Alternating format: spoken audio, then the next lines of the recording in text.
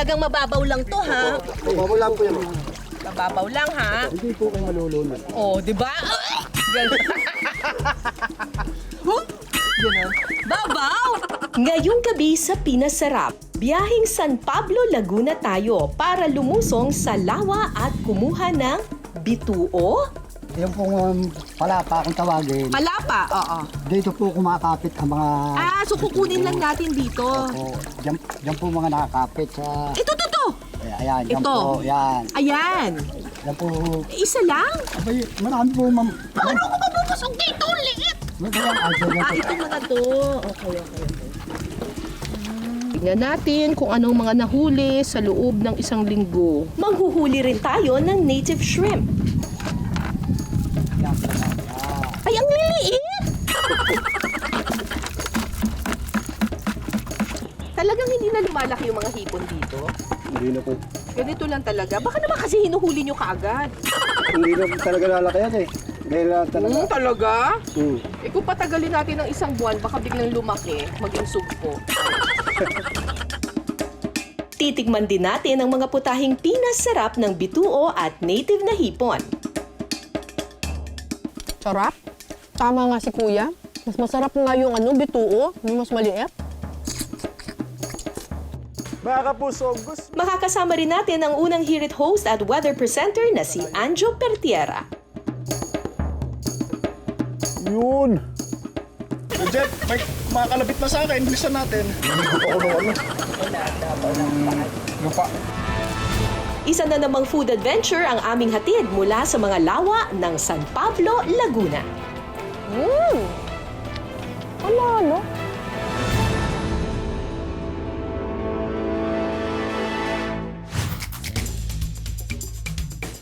Ganda!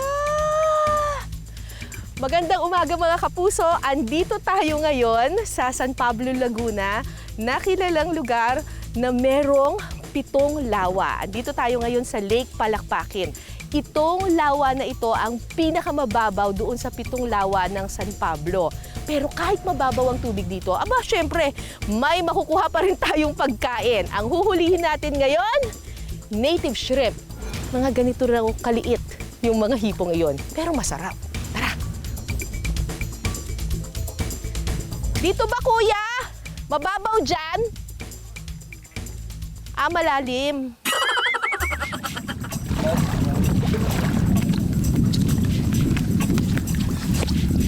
Anong tawag dito? Ito po ay kung tawagin po namin ay Anong tawag niyo dyan? taing po. Ha? Taing. Taing. Opo. Gano'ng katagal niyo po yan nilagay dyan? 1 week na po, ma'am. Isang linggo? So last week, ang ginawa nila kuya ay naghulog sila ng mga taeng. O mga trap dito sa sa lake na ito para makakuha sila ng mga native shrimp. Tingnan natin ngayon kung may nahuli after 1 week. Ito po yun, kuya. Opo. Ito yung tali.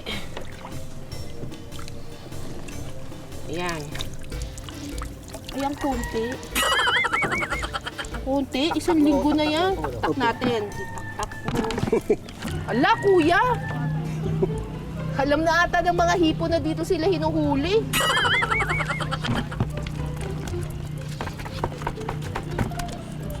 Liliit. Ang liliit po.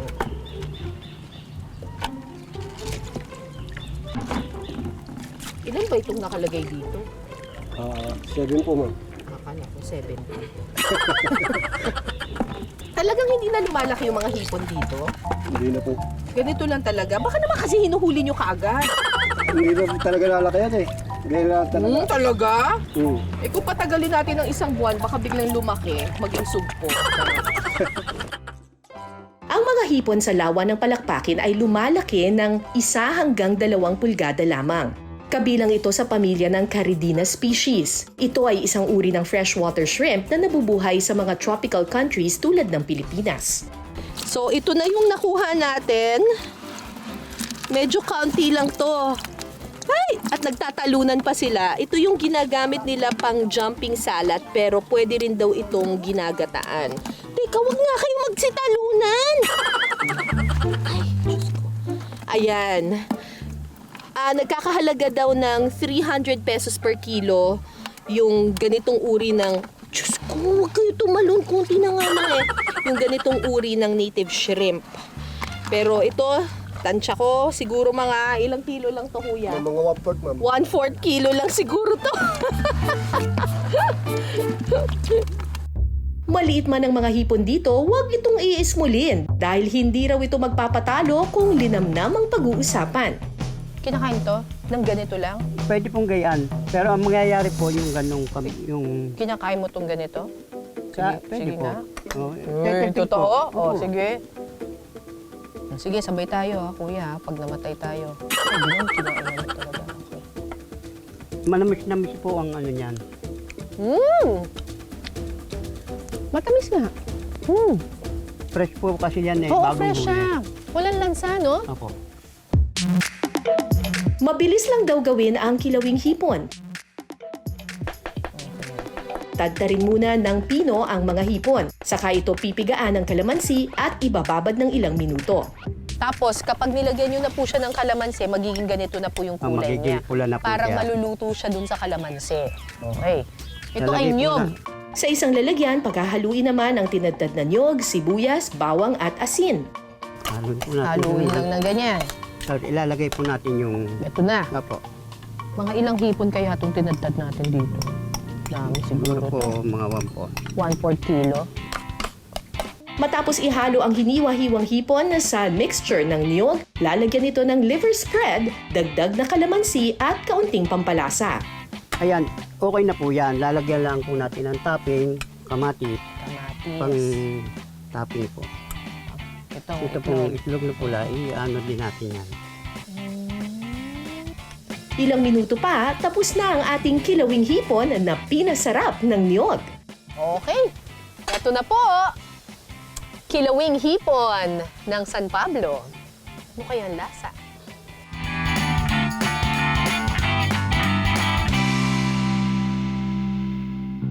Okay, tikman naman natin itong kilawing native shrimp. Kilawing hipon. Oh? Ina-expect ko malansa. Pero hindi. Ay, panalo. Very refreshing siya. Uy, okay siya.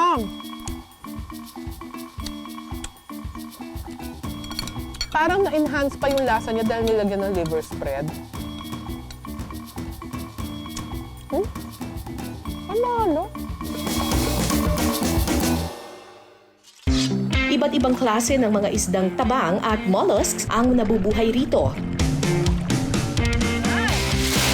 Kabilang na ang bituo o freshwater snails. Ito naman ang susubukan nating kunin. Tara! Bago na po silang bangkero!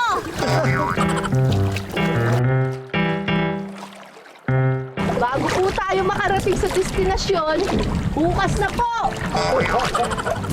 Mahina yung bagong bangkero!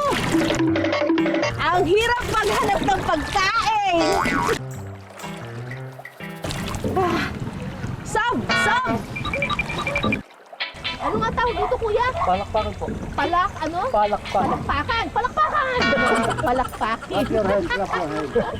Aba, humihirit ka pa kuya ha? Funny! Okay, eto na po. Talagang mababaw lang to, ha? Bago lang po yun. Mababaw lang, ha? Hindi po kayo malulunod. Oh, di ba? Wala pa akong tawagin. Palapa, oo. Dito po kumakapit ang mga... So kukunin lang natin dito. Po, dyan po mga nakakapit sa... Ito. Ayan, dyan Ito. po. Yan. Ayan. Yan po. Isa lang? Abay, marami po, ma'am. Paano ko mabubusog dito, Lian? Ano ba yung answer niya po? Itong mga to. So hahanap lang po ako ng mga palapa. Tapos, titingnan ko kung meron dong Ito yung nakakapit po. nakakapit. Ang model na. Sige, marami ba dyan? Yan, ito po. Ayan, ang dami. Kumakapit sila sa ano. Ang liliit! Diyos ko! Oh my gosh! Ang malalaki dito. Ang liliit gaganda nga ng mga hipon nila, tapos ang liliit pa ng mga kuhol. Paano ito kakainin? Yan po, re, sa likod mo. Ayan! Dami!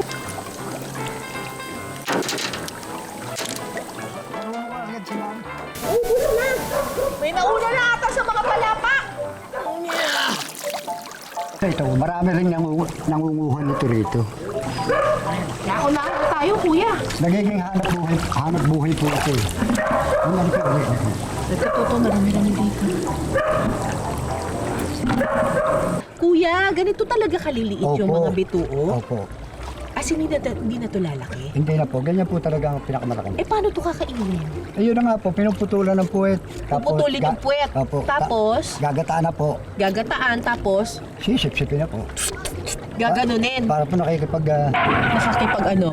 Ay, kuya! Huwag yung gano'n! Sige na nga kuya, tingnan nga natin mamaya kung totoo yung sinasabi mo. Alright! Ay, bongga! Ay, hindi maliliit dito. So, minsan may nakukuha rin silang medyo mas malalaki, pero ang tawag niya dito ay kuhol. Pero, ang sabi sa akin ni kuya, mas masarap daw itong mga bituo, yung mas maliliit. Ang konti lang nang nakuha namin. Sana masarap. Ang mga nakuha naming bituo, masarap daw iluto sa gata.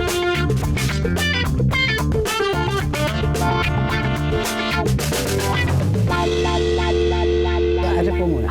Luya po. Luya muna? Luya. Yan, luya po. Igigisa muna ang luya, bawang, at sibuyas. Ito pong bituo, yung maliliit na kuhol, ano pong ginawa natin dito? Huhugasan po, tapos puputulan ng puwet, tapos pinakuluan po sa tubig. Ah, pinakuluan na to. Opo. Saka ilalagay ang mga nilinis na bituo.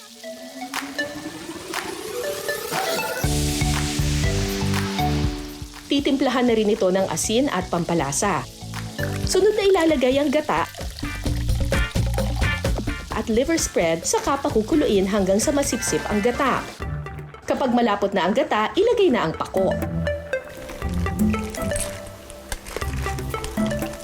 Eh pag wala silang pako, anong gagamitin nila? Ala, yung iba po, plain na ako na lang, plain shell. Hindi, kung gusto nila na may gulay din, kung hindi pako. Kahit po kangkong. Kangkong, no? Pwede. Kangkong, malunggay, pwede rin. Sabi po nyo, kahit bonggabilya. Bougainvillea, pwede rin. Santan, ngayon gumamela. Lahat na lang. Basta't hindi makakamatay.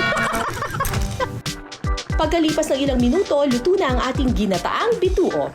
Ginataang kuhol at bituo ni Kuya Erning. Tikman na natin. Purong palakpakin with love. Yes! Ano kaya ang lasa ng ginataang bituo? Malalaman natin yan mamaya.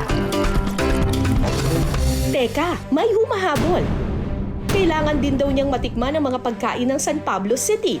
Nagbabalik ang pag-iral ng hanging habagat sa bansa. Mga kapuso, Ang kasama nating hihirit, kasama natin tuwing umaga sa unang hirit, meron po silang presos ng fine. Anjo Partiera. Ngayong araw, lulusong si Anjo sa lawa para mangisda. Pwede mo bang i-explain sa amin kung ano tong nasa harapan natin ngayon? Bali, ito yung ating fish trap or kung tawagin dito ay papasukan. Ito, ano to? Ito yung ating pamain. Tara na, manghuli ng isda.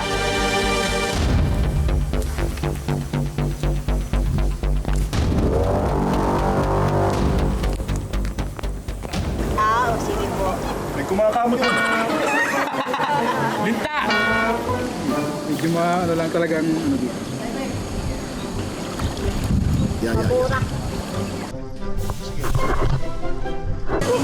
Nihigop ako ng ano.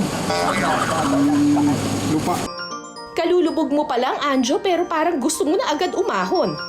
Tandaan mo, walang aahon hanggat walang nahuhuling isda. Ayun, laki nito oh. Ilang araw to nilubog dito? Kahapon. Kahapon lang to? So mamaya, pwedeng may chance ang may huli na tayo dito. Meron yun. Magkano nabibili kunyari ito? Yung mga tilapia, isang kilo? 100. 100 lang. Ano tong kulay goldfish na yan? Golden tilapia. Midas cichlid. Anong ginagawa dyan? Anong luto dyan? Pwede din prito. Prito. Ito ba yung tinutuyo? Na ano? Kaya yun, yung aming produkto dito sa segment. Mga kapuso, alam nyo na, pag nakakita ko yung kapitbahay nyo, inalok ko yun ng kulay gold na tuyo, dito galing yun. Ang lakas mga sosyal. Tuyo ulam, pero kulay gold. Saan ka pa? Golden tilapia. Golden tilapia. Mga kapuso, itong ginagawa ni Kuya Jack ngayon, ito po yung panguhuli kung saan ginamit nga po itong pasukan. At mga ilang araw to, Kuya Jack? Pasukan. Papasukan. Huwag mo kapagalitan, Kuya Jack. Papasukan. Ilang araw to nilubog dito? Magdamag. Magdamag. Isang buong gabi. Isang buong Kasi gabi. kahapon ng hapon. Kung kahapon ng hapon ay kahapon, angat na natin yan. Hirap mo ka magkwenta. Pinagko-computin mo pa ako.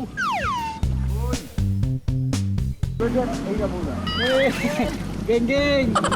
Ito po yung point of view ng mga isda. Papakita namin sa inyo.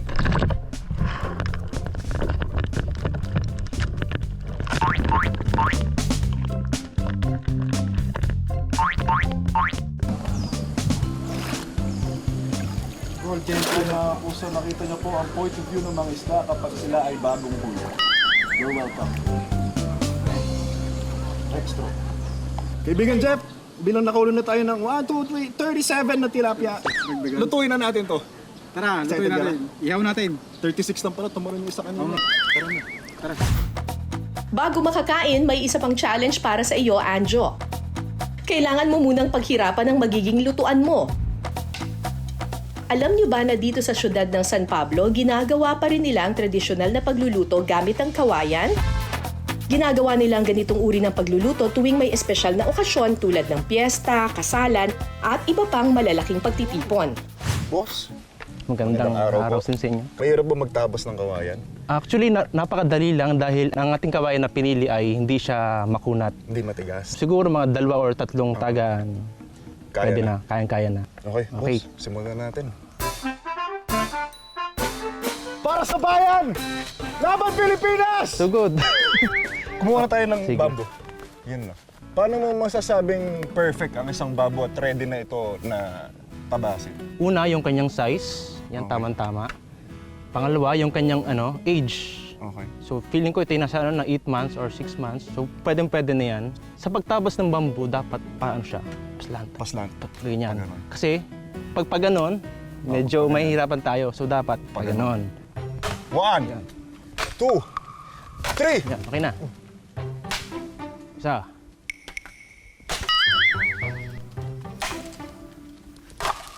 Ayun na. Okay na to, no? Yan, isang taga pa. Tagayin mo. Uy! Same spot. Boss mo, kapaling boss.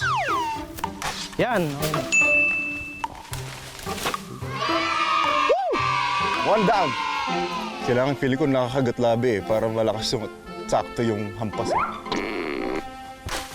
1 shot, mga kapuso. Ito na siya agad oh. Hindi ko lang maalis.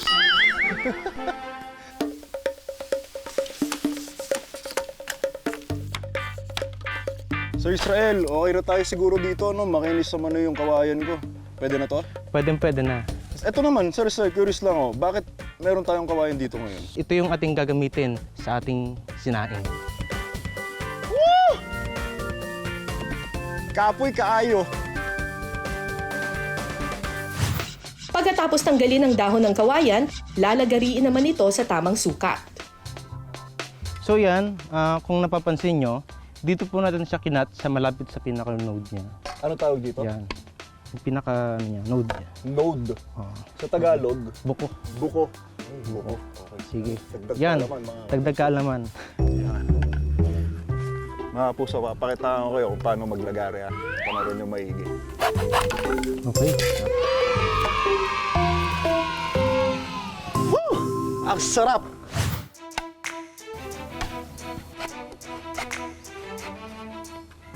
Ganun pala dapat. Dito po namin isasayang itong bigas na hawak ko ngayon. Ang bentahe raw ng pagsasaing sa kawayan, nagbibigay ito ng natural flavor at aroma sa sinaing. Kaya manamis-namis na mabango ang malulutong kanin dito. Gano'ng katagal, Boss Joe, kapag dito ang magsasaing sa kawayan? Mga 1 hour siguro. Yan, sir, ayos na to. Pwede natin to. Tapos niyan, tatakpan, tapos ilalagay natin sa Pwede baga. natin Tama? takpan. Yun!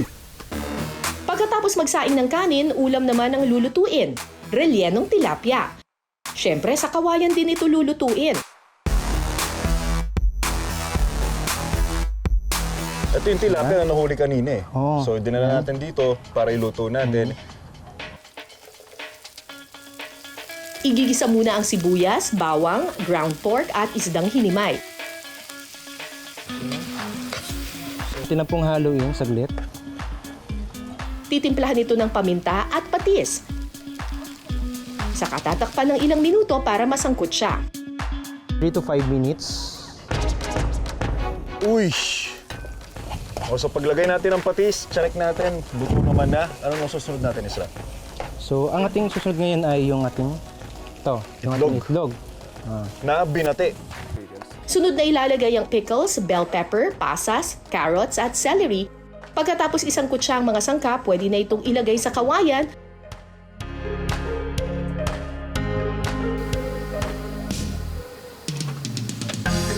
At steam ng 15 to 20 minutes.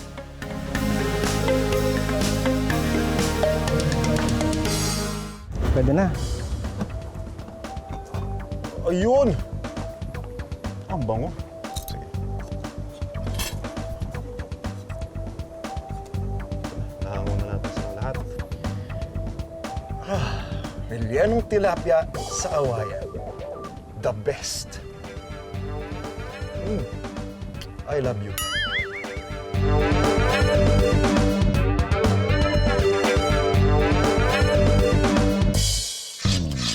Bago mo lantakan yan, Anjo, may isang putahe pa raw kayong iluluto. Kasama naman si Nanay Miguela, ang bulanglang na gulay na perfect partner ng piniritong golden tilapia na nahuli ni Anjo.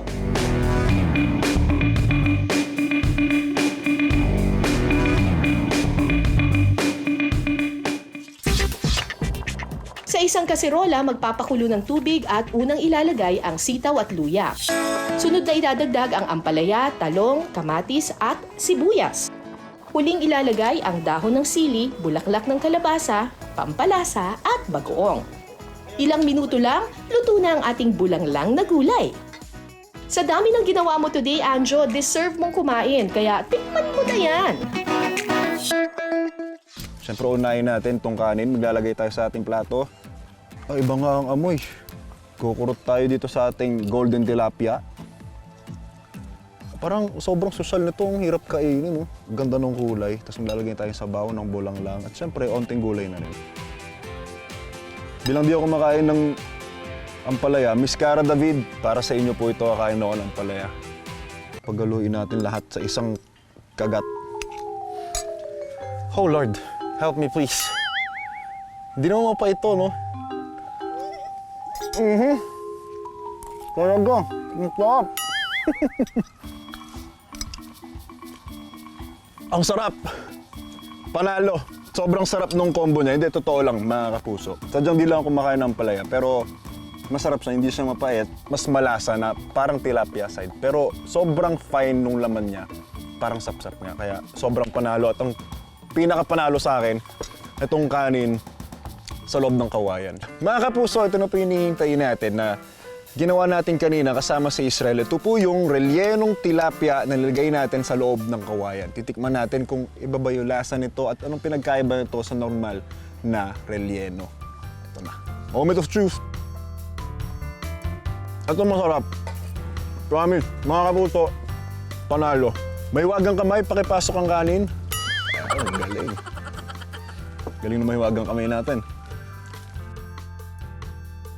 Ang sarap. Sobrang na-enjoy ko yung San Pablo trip natin, mga kapuso. Gawa nga ng sobrang immersive nung ginawa ko ngayong araw na halos from scratch. Tayo yung gumawa, tayo nang huli ng isda, tayo nagtabas ng mga kawain na ginamit natin ngayong araw. Kaya naman mas lalong sumarap yung mga ginawa nating pagkain dahil alam natin na pinaghirapan natin yung bawat isa. Masarap ah. Ay, ang sarap ng gata.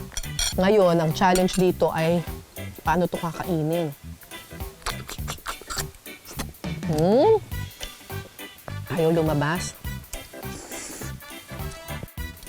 Tama nga si Kuya. Mas masarap nga yung bituo, yung mas maliit. Medyo challenging lang kainin kasi bawat isa sisip-sipin mo talaga. Tsaka masarap yung may pako na sinama si Kuya. Panalo. Ang kakayahan at diskarte ng mga taga San Pablo, Laguna, tunay na kahanga-hanga. Mula sa kanilang tradisyonal na paraan ng paghahanda ng mga lutuin, hanggang sa pagpapahalaga sa biyaya ng kanilang pitong lawa. Ito! Ayan, yan Ito. po, yan. Magkita-kita po tayo sa susunod nating kwentuhan at salo-salo.